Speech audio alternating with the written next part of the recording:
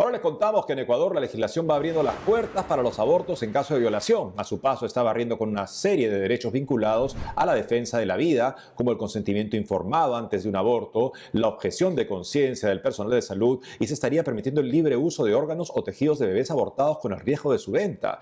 Recientemente, dos juezas constitucionales, Katia Andrade y Daniela Salazar, han dejado sin efecto artículos que prohibían la comercialización de tejidos de bebés abortados en ese país. Para conversar al respecto estamos con Pablo Proaño, que nos comentará de esta situación tan preocupante en el país de Ecuador. Gracias por estar con nosotros, Pablo.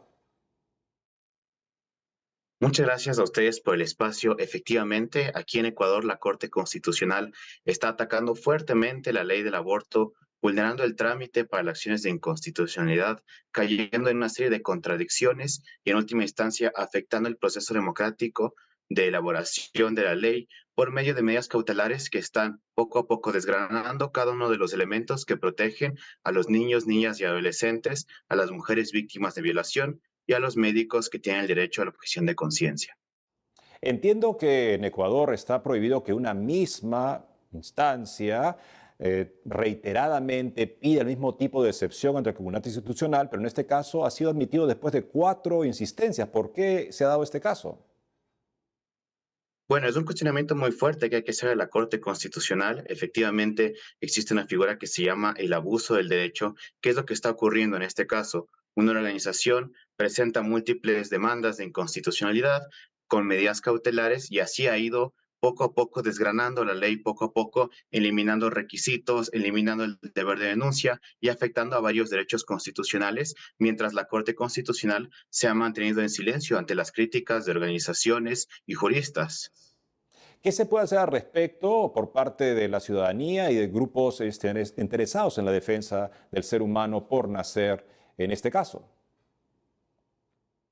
Efectivamente, porque lo que está ocurriendo es que mediante medidas cautelares, la Corte está modificando 41 disposiciones de una ley que tiene apenas 60 artículos. Esto mediante las 12 demandas que se han presentado, 5 de ellas con medidas cautelares y 4 de ellas pertenecientes a la misma organización. Se han afectado profundamente, por ejemplo, el tema del consentimiento informado, al evitar que una mujer víctima de violación que se acerca a practicarse un aborto tenga conocimiento de todo el procedimiento, de las consecuencias y las alternativas que puede tener respecto de la vida que está en gestación.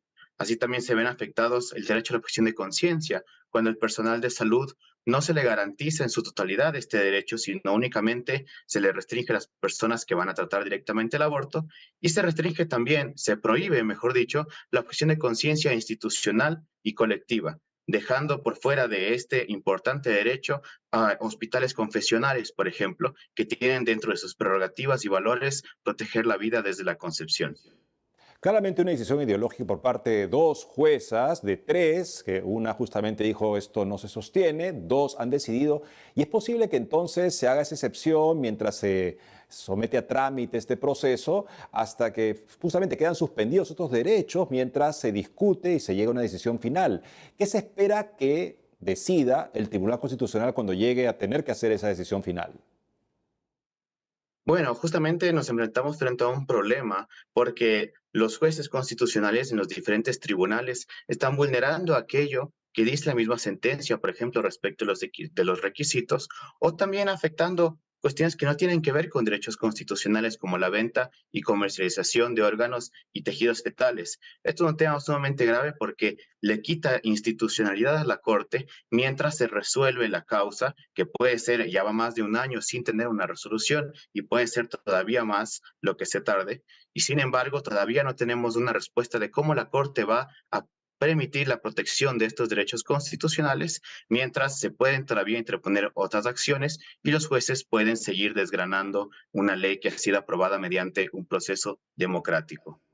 Muy preocupante la situación en Ecuador. Espero que grupos como el tuyo y también otras personas justamente lleguen a hacer suficiente presión en las instancias legítimas para que se pueda poner fin a este tipo de ideología impuesta desde la Corte. Gracias por estar con nosotros hoy, Pablo Proaño. Muchas gracias.